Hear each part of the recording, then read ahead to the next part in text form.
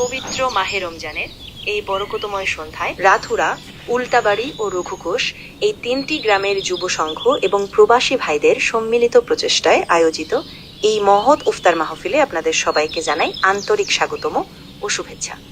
আজকের এই আয়োজন শুধুমাত্র একটি ইফতার নয়, এটি ভালোবাসা, ভ্রাতৃত্ববোধ এবং একতার এক অনন্য উদাহরণ, যেখানে প্রায় 500+ রোজাদার একসাথে বসে ইফতার করছেন। এটি সত্যিই এক হৃদয় ছোঁয়া মিলন মেলা। দূর প্রবাসে থেকেও আমাদের প্রবাসী ভাইয়েরা যেভাবে এই আয়োজনের সাথে সম্পৃক্ত হয়েছেন তা সত্যিই প্রশংসনীয়। তাদের এই ভালোবাসা ও সহযোগিতা আমাদের গ্রামের বন্ধনকে আরও শক্তিশালী করেছে।